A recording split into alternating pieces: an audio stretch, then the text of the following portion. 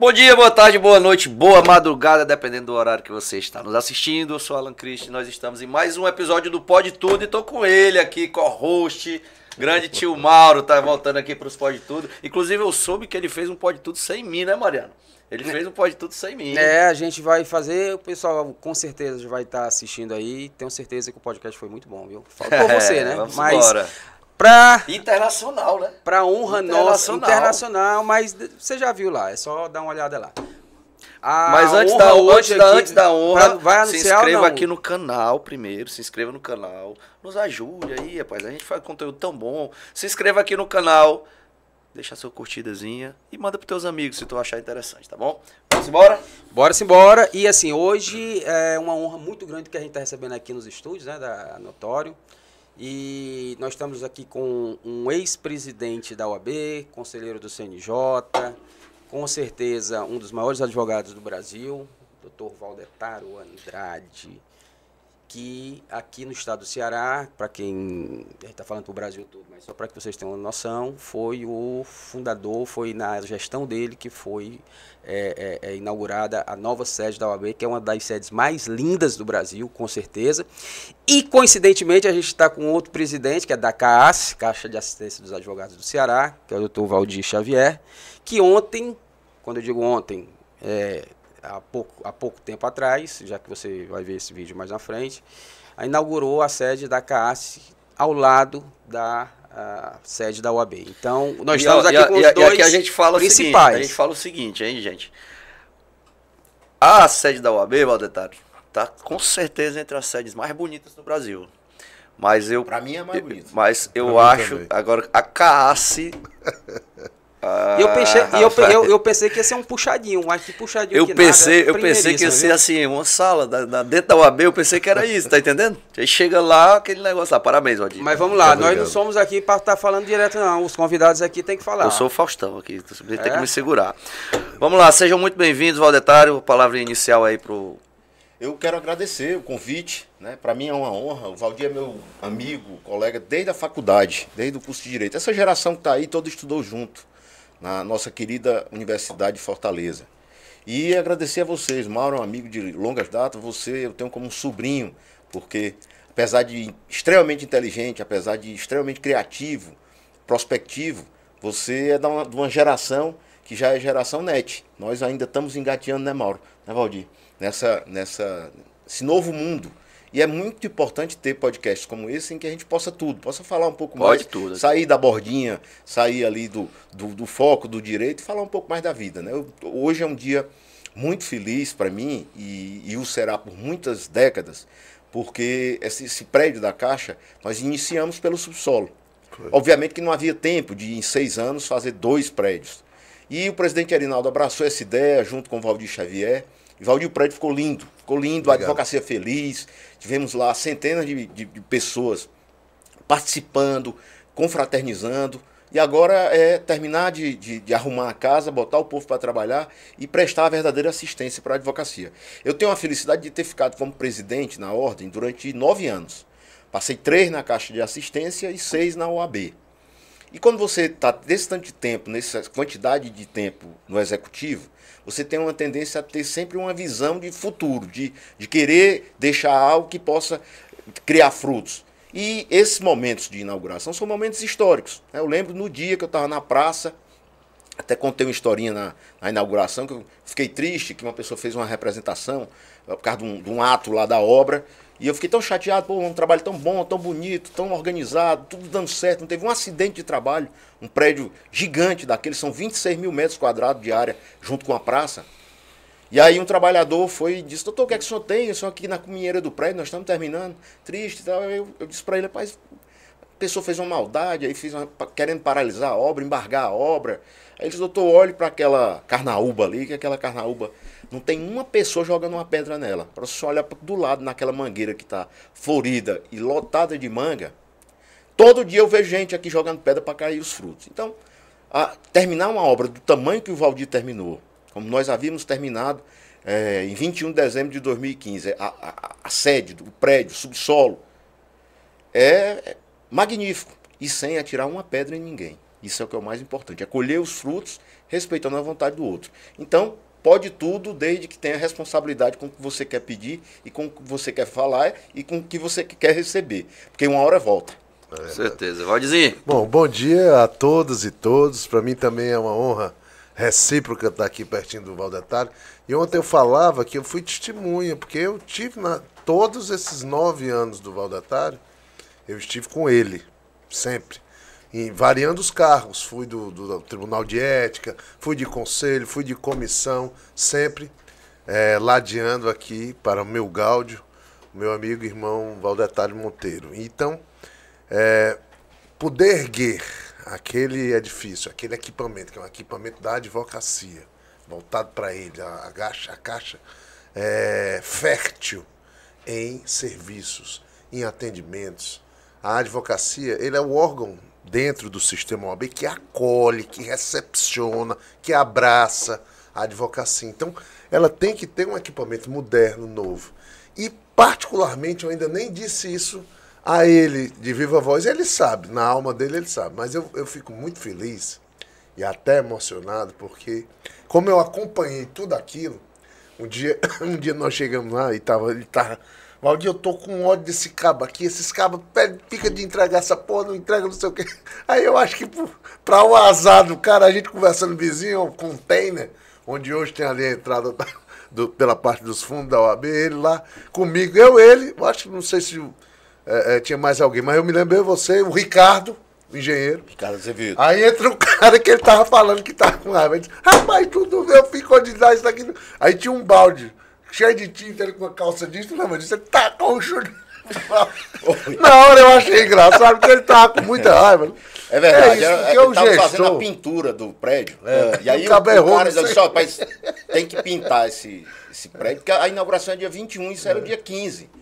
E aí o cara disse, não, eu não vou pintar essa parede aqui não, porque não vai dar tempo mesmo. Eu, como é, moço?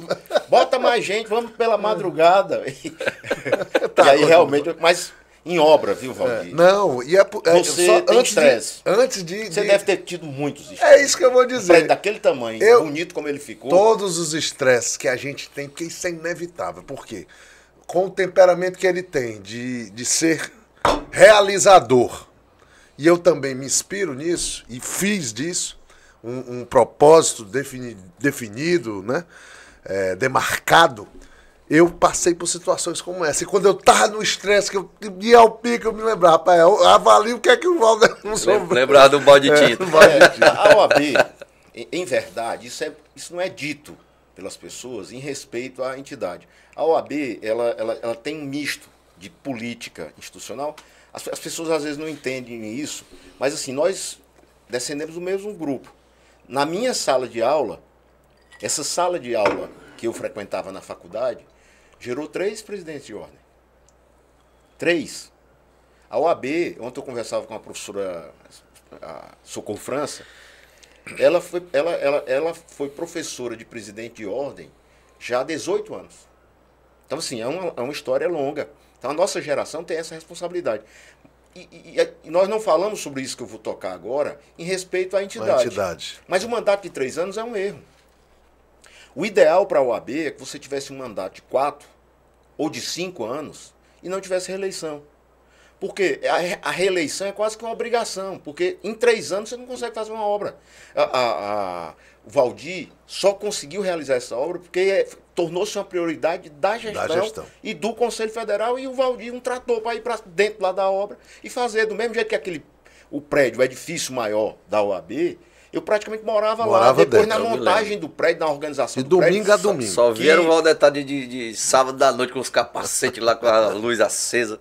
Vivendo aquilo. Assim. O Fábio Timbó, nosso querido advogado, ex-diretor da OAB, ele praticamente se mudou para dentro do prédio para terminar a parte de móvel, a parte de piso, elétrica, e para deixar do jeito que ele está hoje, porque isso é uma corrida de bastão. Não. O Erinaldo tem mantido o prédio perfeito, manutenção muito boa, e com esse esforço, Erinaldo Dantas, Valdir Xavier e Beto Simonetti, você consegue terminar uma coisa magnífica. Ontem eu até escrevi numa rede social o seguinte: que alegria, ainda em vida, que às vezes isso demora tanto que você falece. ver o Complexo OAB pronto. Porque aquele complexo foi pensado por nós, né, Valdir? Foi. Lá atrás. E é isso que Tem me um grupo, emociona. Rafael poder Bota. concluir o que ele prometeu dentro do nosso propósito, que era comum, conjunto.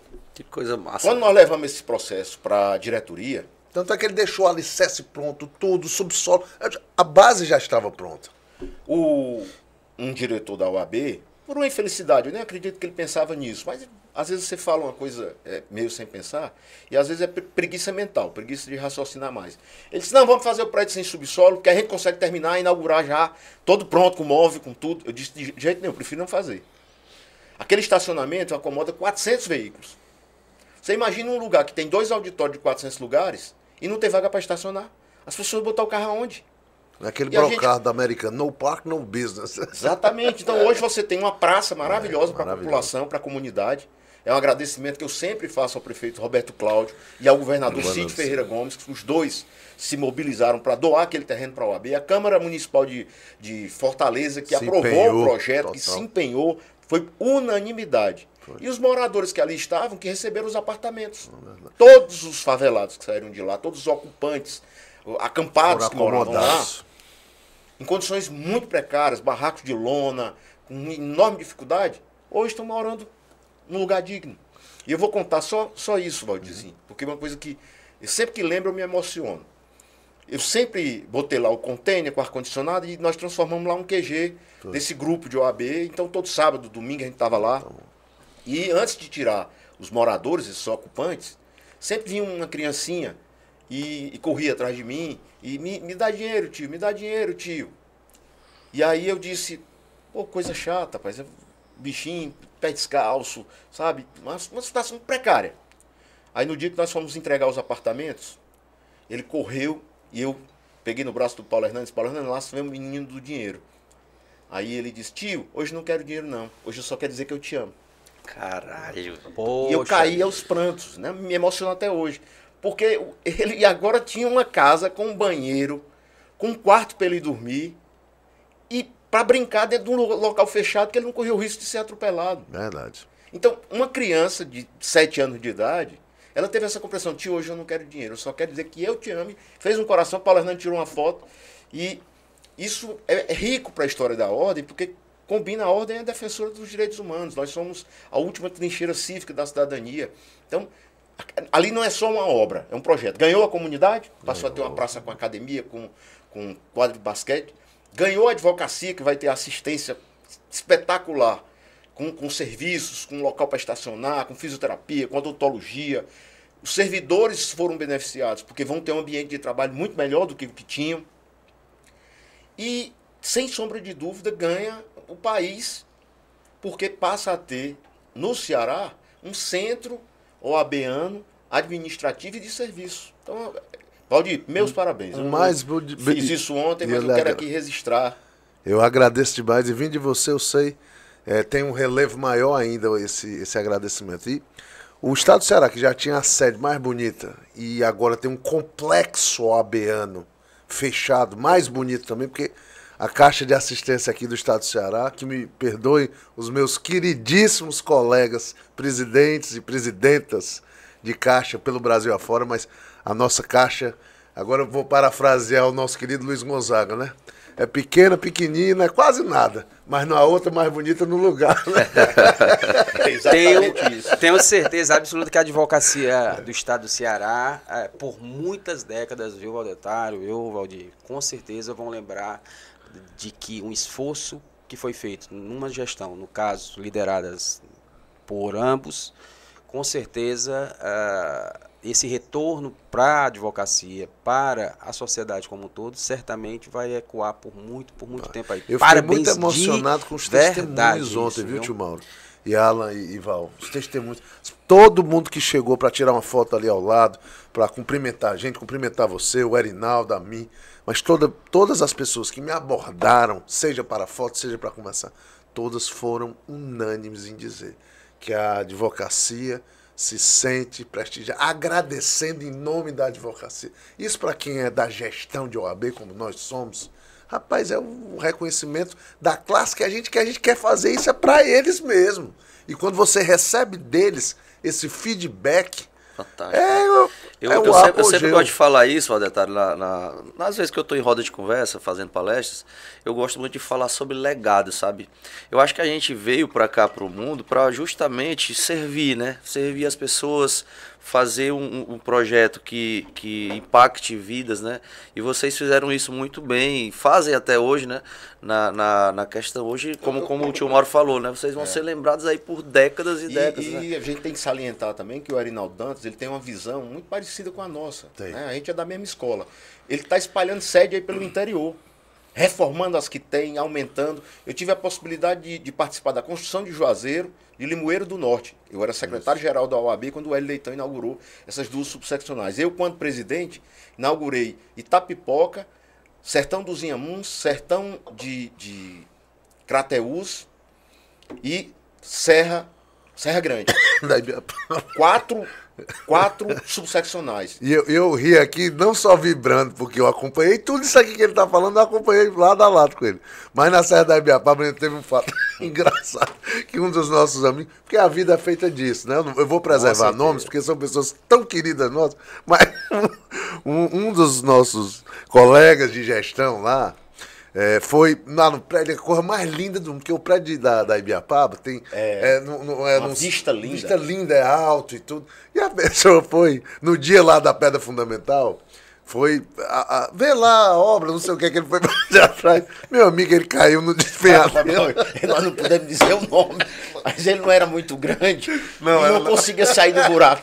Tinha cavado um fosso para abrigar as estruturas. E ele saiu falando no celular e caminhando. Bum! Daqui a pouco ele veio todo assanhado, paletó todo sujo. Negócio de mantelado. Mas enfim, fiz um clube para o OAB em Iguatu. Isso, o Erinaldo está dobrando o tamanho da sede de Iguatu e inaugurando aí. São 9, né? Ao todo. 9. Construídas, então, assim, inclusive. É algo magnífico. Reformando né? o que tem e construindo novas. Então, a gestão do a gente Arinaldo. precisa também de estrutura física para bem desempenhar, né? O Pode Tudo é um sucesso, mas tem aqui uma bela estrutura. Estúdio maravilhoso. De organização. 2 âncoras. Quem faz a estrutura são os convidados. Esse sim é que não, mas assim, faz o eu acho que sucesso qualquer coisa na vida, Valdetari, se você faz com carinho, se você faz com amor, com dedicação, tem que ser assim. O resultado é sempre positivo. Tem que ser assim. Você vai cuidar dos detalhes, né? Não é só, faz aí, não. Faz aí e faz assim. Eu quero assim. Tá errado, desfaz. É isso. Eu vivi uma fase da minha vida que não poderá ser vivida por outro advogado, porque infelizmente a pessoa faleceu. Mas eu convivi muito com o seu Ivo Dias Branco. Viajei várias vezes com ele. Grande empresário, grande figura humana. E dia de quinta-feira nós tínhamos reunião lá na fábrica com ele, diretoria, contabilidade, controller. Foi um momento muito rico da minha vida.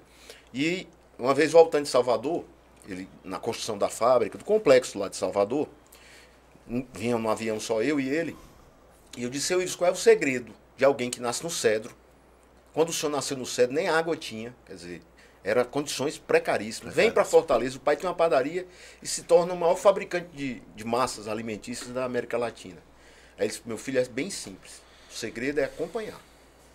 Você tem que acompanhar, você tem que ter uma ideia, você tem que acompanhar a construção da ideia, a materialização da ideia e a colheita dos frutos da ideia. Exato. Se você deixar de acompanhar qualquer dessas fases, desanda.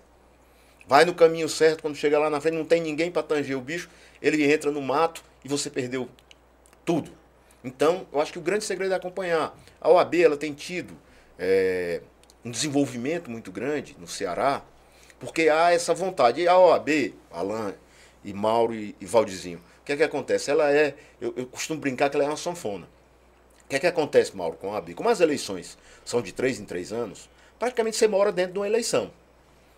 Você sai para a calçada só 2 anos e 3 meses, mas o tempo todo você está num processo de eleição. E aí se junta um grupo. Os cargos não são tantos assim.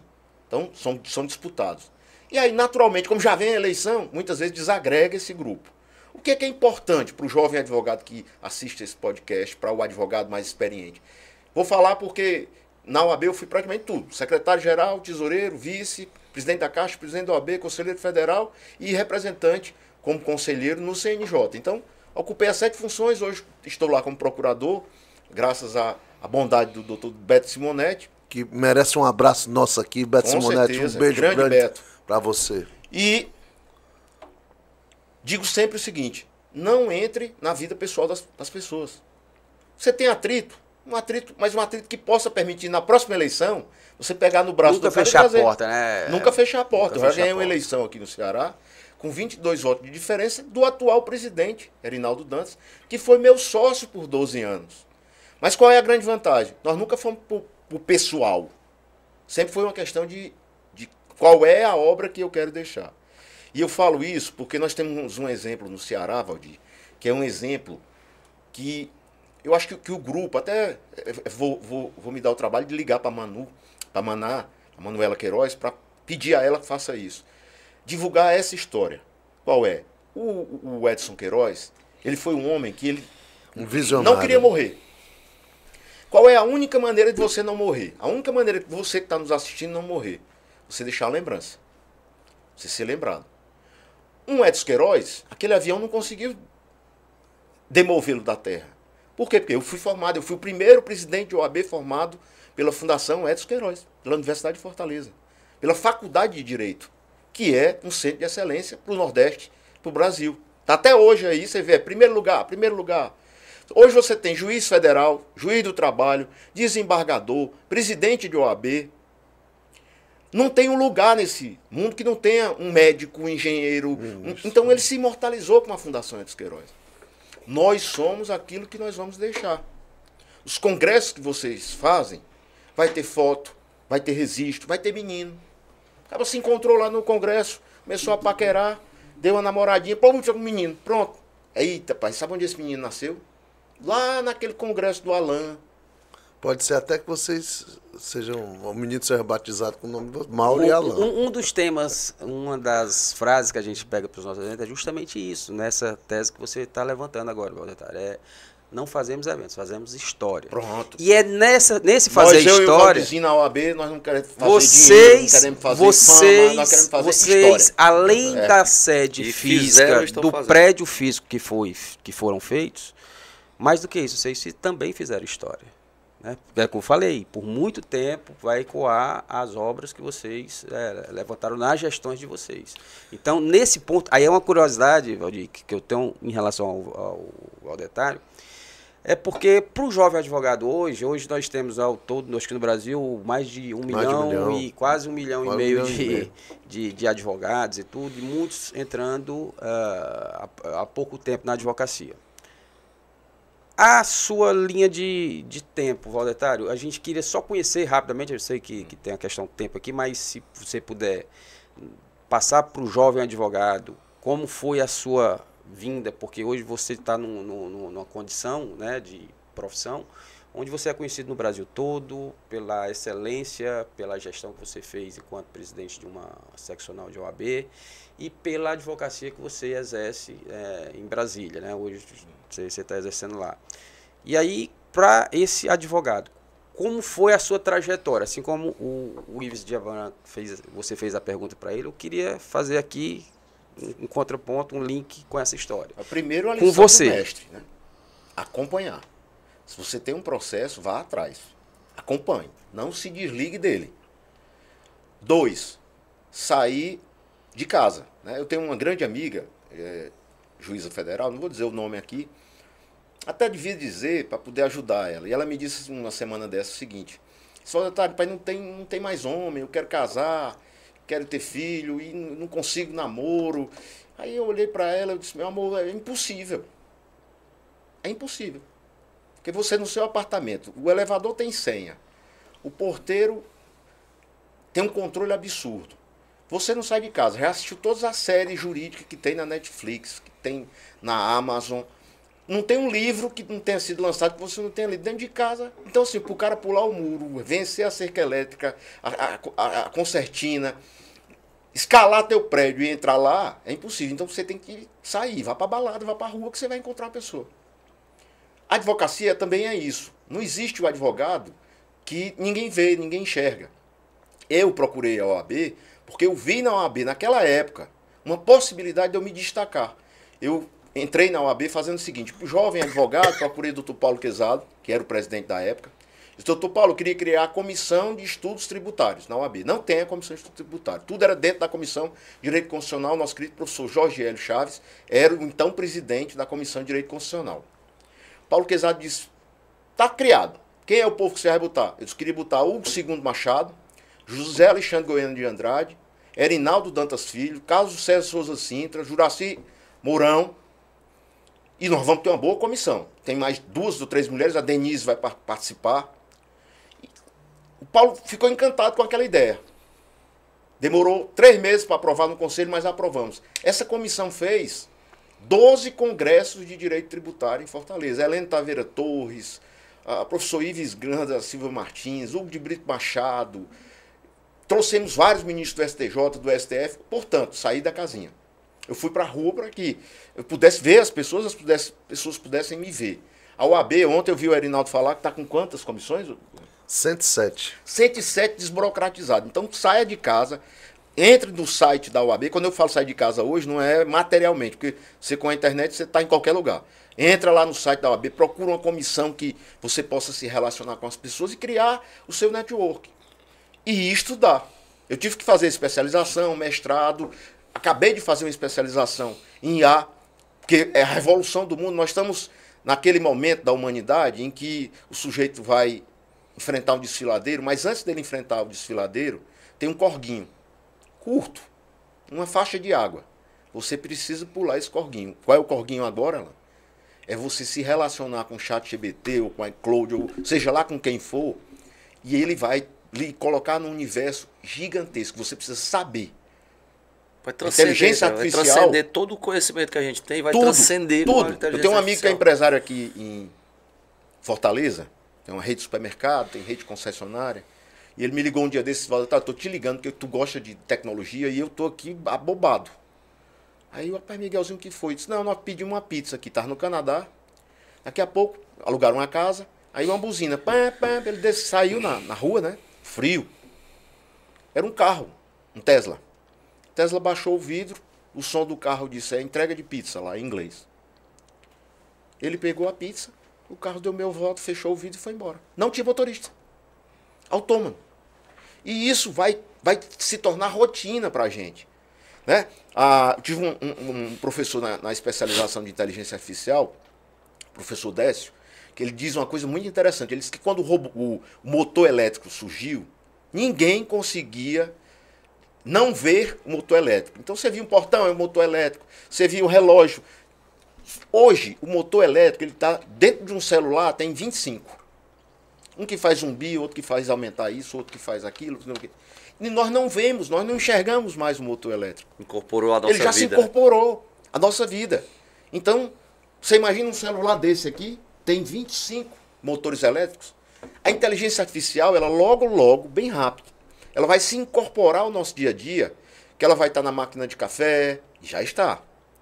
Se eu for 3 vezes na máquina de café do aeroporto de Brasília, numa sala espetacular que o BRB tem lá, na última vez que eu for, se eu colocar a senha, ela já sabe que eu gosto daquele café, com aquela quantidade de pó, e ela prepara para o valdetário. Isso é um mínimo. E na advocacia é uma revolução. Então, qual é a grande diferença? Na minha época não tinha uma notório da vida. Para eu ir lá, entrar lá, fazer curso, me capacitar, aprender a fazer network, não tinha. Eu e o Valdizinho, nós vamos para a biblioteca da Unifor, pesquisar no livro, noite. Repositório da IOB, rapaz. Enciclopédia Barça. O Mauro tinha com a enciclopédia completa, cara. Eu gostava, que eu estudava. O boletim do IOB é que vinha a jurisprudência. Só que ele só chegava na biblioteca da Unifor 2 meses depois do voto. Tinha até uns artistas, como não tinha controle, fabricavam umas emendazinhas, né, Raul, para fundamentar o negócio. Tinha gente fazendo. Então, não tinha como pesquisar. Da minha trajetória, não tinha como pesquisar. Não tinha. Quando você precisava de um acórdão de inteiro teor, é bom que o pessoal sabe que hoje é só um clique, né? Mas um acórdão de inteiro teor, você tinha que dirigir uma missiva para o Supremo Tribunal Federal. Os caras mandavam pela IOB.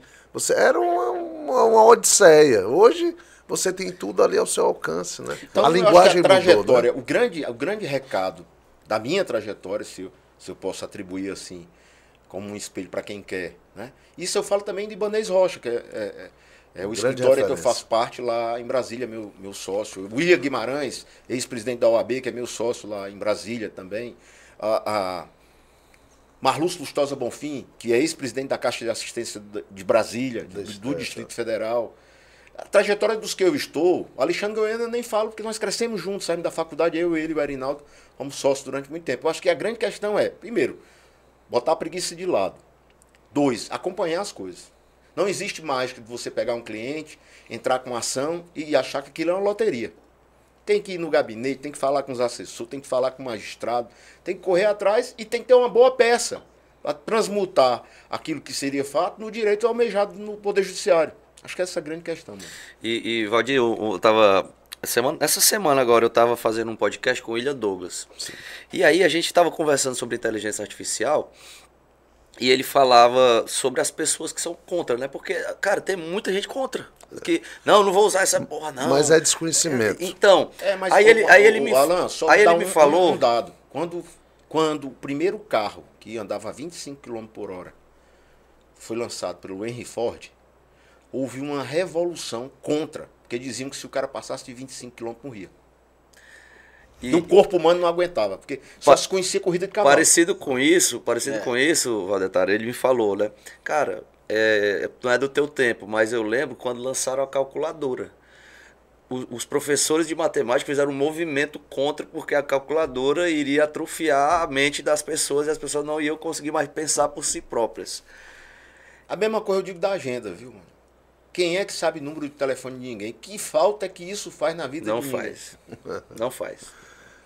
Inclusive sobre inteligência artificial, sobre essa nova linguagem que nós temos no direito, principalmente, existe um livro muito bom, e ele é palestrante também, o Jorge Malmstein, que é um juiz federal daqui do Ceará, da Seção Judiciária do Ceará, professor também, excelente. Eu recomendo, inclusive, as pessoas que quiserem se afeiçoar mais a esse tema. Do Jorge lembrou bem, Valdir. Muito bom. É muito bom. Um cara cearense, mas que vem acompanhando a evolução da inteligência artificial. E o George, cara, ele é um hoje ainda né, um dos maiores constitucionalistas do Brasil também, né? Então, ele traz aí, principalmente para os juristas, né, uma visão do direito e a inteligência artificial, né? E além do que, ele é juiz federal, entendeu? Eu também recomendo demais. O George, inclusive, vai estar com a gente, né? Já teve com a gente em várias oportunidades, um querido amigo. E aí, presidente? Não, como eu falei aqui, conteúdo aqui para esses convidados que a gente está trazendo hoje aqui são enormes. Eu não sei, volto a dizer, questão tempo. Mas eu queria ainda,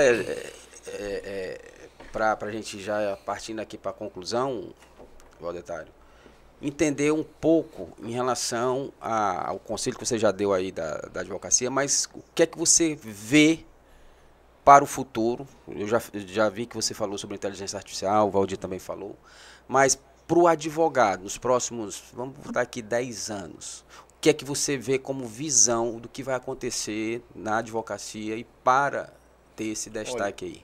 Nesses 10 anos, é exatamente aquele pulo do corguinho que eu acabei de falar.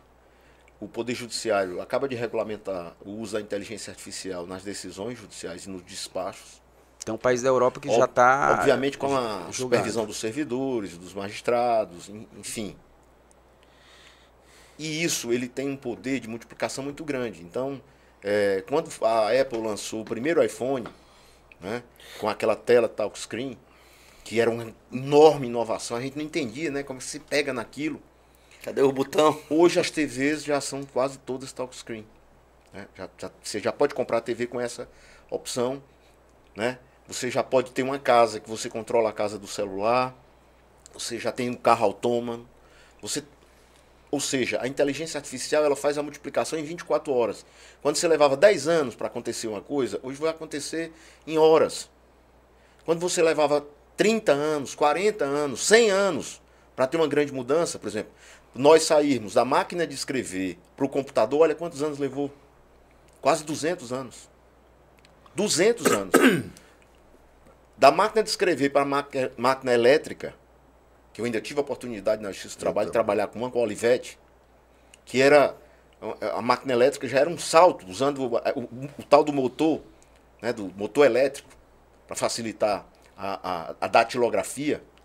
Se eu perguntar para a Sara, minha filha, o que é datilografia, ela não sabe, ela sabe teclar. Porque nem a linguagem foi mais apropriada.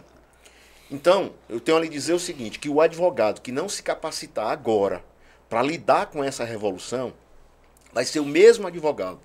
Nós tivemos um dos maiores advogados trabalhistas do estado do Ceará, doutor Lauro Marcel Severiano. Morava bem pertinho daqui, ó, pra lá.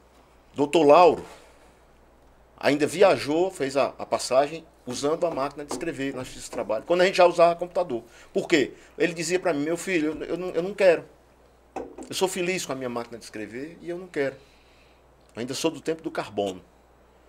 Essa opção o jovem advogado não pode ter, porque ele vai sendo marginalizado.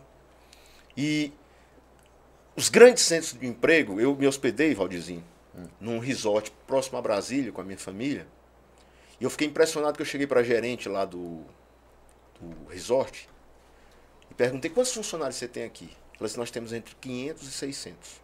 Em alta estação 600, em baixa estação 500. Qual é o negócio industrial hoje que gera 600 empregos? Porque se você tem uma fábrica de margarina, tem 30 pessoas trabalhando. Você tem um moinho de trigo, você tem 12 pessoas trabalhando. E a inteligência artificial ela vai fazer isso se multiplicar. Então, eu coloco um texto mal redigido, um prompt mal feito, mas eu peço para ela, corrija, melhore, melhore, melhore. Eu já fiz esse teste na especialização 82 vezes. E os 82 textos eram diferentes. Isso é uma coisa maluca para quem lida com literatura. E autorais, né? E você só pode externar, e eu vou detalhar, então acabou a advocacia? De forma alguma. Porque a máquina ela não consegue ter a intuição, o sentimento humano, Sensibilidade, a né? sensibilidade, Né? O network. o network. Então, por enquanto, nós não conhecemos nenhum IA que se converse. Ei, vamos nos ajudar aqui e tal. Nós temos essa capacidade. Então, para o jovem advogado é estudar, depois estudar, depois estudar. E se modernizar, né? E estar na rua fazendo conexões de relacionamento. Porque isso é que vai trazer o cliente para você. Se concentrar no que a IA não pode fazer por ele, né? Exatamente. E deixar o que ela pode para ela fazer. Para ela fazer, porque ela será uma ferramenta nossa. Eu não consigo, você falou da máquina de calcular. Eu não consigo imaginar hoje uma pessoa fazendo conta de milhões de números, ou de cabeça, ou ainda anotando num caderno. A máquina virou um acessório qualquer. Incorporou. Um longa-manos da sua memória. Incorporou. Foi incorporado. E assim. Assim como o celular foi incorporado na nossa vida. Quem é que Né? vive hoje, quem é que consegue viver bem sem um celular? Eu não conheço, assim, na minha linha de relacionamento, eu não conheço ninguém que não tenha celular. Eu conheço gente que não tem WhatsApp, tem outros que não tem FaceTime, só usam ainda o ligar mais formal. Agora, que não tem o aparelho, eu não conheço. É isso. Ok? Agora, já caminhando também para o final, né? A gente tem horário, mas eu queria saber de tu, Valdir, porque todo advogado, principalmente criminalista, tem esses casos mais emblemáticos, né? Mais icônicos, né? Eu queria que tu contasse assim, algum caso teu que marcou muito a tua carreira, seja engraçado, seja emocionante. Rapaz, eu tenho um caso que marcou muito, porque esse caso ele começa com uma relação pessoal, quase familiar, porque o Marcelo Diogo, que Deus o tenha, que eu chamava de tio Marcelo, carinhosamente, ele geria a Salina, que à época, isso faz tempo, não tinha ainda aqueles edifícios bonitos, ali o São Luís do Cocó, e ali era uma salina, ainda os resquícios do que foi a Salina Diogo, né? Já tinha o Iguatemi, já tinha a estrutura que tem lá, muita coisa, mas não tinha ali aquele espaço. E ele locou esse espaço para um pessoal de circo. Acho que não sei se era o Tiane, o circo famoso. E isso ele me contou depois. Quando foi um dia, ele me liga e diz, olha, eu fiz uma locação para um circo, pessoal muito decente. Por sinal, caiu um muro lá perto, que não tinha nada a ver com eles levantaram o muro, pintaram. E aconteceu um fato lamentável em cima da Serra da Ibiapaba. Um outro circo de menor porte, mas eles sempre se interagem, né? E o menor recorre sempre à referência, o maior que era o Tiane. E por uma fatalidade, um negócio brutal, O domador desse circo vinha conduzindo o leão, né, numa demonstração para chamar o público, né? Então, na época ainda podia leão em circo, né? E era um filhote de leão, mas se soltou e entrou dentro de uma lan house e abocanhou a cabeça de uma criança e infelizmente matou, né? Foi um ineditismo para esse fato. Foi noticiado até na CNN, né? Era um ineditismo, uma série de Ibiapaba, um leão fugir e matar uma criança. E aí houve o processo penal contra os donos do circo e contra o domador, né? E aí esse meu tio, a pedido do Tiane, sabia que ele era uma pessoa muito responsável, um empresário influente e muito forte, pediram a indicação do advogado, ele me indicou. E eu não conhecia as pessoas, mas passei a atuar no caso. Durante a instrução, os proprietários do circo foram excluídos, né? A gente conseguiu a exclusão deles, mas o domador foi a júri. E aí começam as coincidências que a vida, né, proporciona. Um queridíssimo amigo, que hoje é magistrado, e na época já estava só esperando a nomeação, disse: Valdir, vou ser nomeado juiz de direito, já sou aprovado para juiz do trabalho, mas não tenho experiência nenhuma em júri. Eu queria fazer um júri, você é juiz de direito, né? Eu preciso ver como é isso. Rapaz, tá bem certinho, tem alguns júris, mas esse aqui é interessante, vamos fazer junto. Eu disse, bora. Aí fomos lá fazer o júri. O júri foi extremamente pesado, difícil, porque a tese em si, tecnicamente, era boa de se argumentar. Nós argumentávamos uma tese de culpa consciente. Que o domador, embora tivesse desfilado ali com aquele leão, porque a tese da acusação era dolo eventual, né? Que ele teria assumido os riscos de produzir o efeito, andar com o leão para cima e para baixo. E a gente não dizia que ele confiava nas habilidades dele, não admitia o resultado morte, porque no dolo eventual isso não interessa tanto para o agente. Uhum. E a tese tecnicamente era um debate interessante, porque ela é limítrofe, as duas são limítrofes. Uhum. Né? E foi acima, foi abaixo. Quando nós fomos ao júri, o pai da criança era um representante de um grande veículo de comunicação, grande. Então a imprensa toda, a população toda, foi um clamor na região. Né? Então o júri estava, o espaço do auditório, a juíza preocupada até com a segurança, com tudo, porque era muita gente, a cidade toda parou para ver isso, a região. Né? E aí nós estávamos no júri, esse meu amigo, que eu vou dizer o nome aqui, que é o doutor José Ronald Cavalcante Soares Júnior. Meu amigo. Gente muito boa, um grande magistrado, hoje juiz de direito também, até da vara do júri. E aí ele foi participar do júri comigo. E quando começou o júri, a gente estava na bancada, nos acompanhou um grande tribuno lá da região também, o José de Salles Neto, você conhece, foi presidente de subseção lá. Presidente, inclusive, da subseção. Inaugurou o prédio comigo. Prédio com você e foi o primeiro presidente da subseção da Ibiapaba, hoje é o querido Alter Júnior. E aí estávamos eu, o Salles Neto e o Ronald, né? E entrou um rapaz da imprensa querendo fotografar assim o acusado com a cabeça baixa. Quando viu que estava querendo ser fotografado, ele baixou a cabeça, botou a mão. E aí o rapaz ficou tentando pegar um ângulo que pegasse o rosto do acusado, né? Na época era uma coisa... E o Ronald virou para mim e disse: Valdir, rapaz, isso é um absurdo, é um direito de imagem e tal. Eu disse: pois faça o seguinte, você não está aqui na tribuna, argua logo isso. Que eu queria ver se... Aí ele, com competência, essa questão de ordem. Olha, isso aí é um absurdo, não sei o quê. Na hora que ele está arguindo, aí a juiz, olha, isso aqui, não sei o quê, e se dirigiu ao cinegrafista, e o cara, sem entender bem o que estava acontecendo, deu 2 passos para trás, virou, saiu correndo e fugiu. Depois, meses depois, eu me encontrei com ele e disse: rapaz, tu deu uma carreira. Doutor, eu entendi na minha cabeça que ela ia me prender e ia levar a câmera. Não tinha dinheiro para comprar outra, não. Eu arranquei uma cerca nos peitos. Né? Eu sei que aí os debates foram bem acalorados, né? Muito acalorados. O promotor era muito bom também. Mário Miranda, um grande promotor e muito contundente. Mas a tese da nossa... realmente venceu, né? Foi um triunfo. Vocês conseguiram absolver? Conseguimos, né? O domador. Aí, quando terminou, o Ronald virou-se para mim e disse: Valdir, rapaz, eu estou encantado com o Tribunal do Júri. E eu queria lhe fazer um pedido. Eu disse: pode pedir, meu filho. Mande as ordens.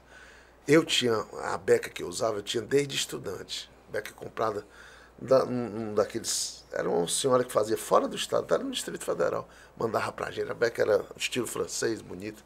E beca é beca. O advogado de júri aqui que tá me ouvindo, tá me acompanhando, a advogada, sabe o quanto a beca é a indumentária, aquela, né, aquela coisa sacrossanta mesmo, né? De você envergar uma armadura, né? Aí disse, rapaz, eu queria a tua beca.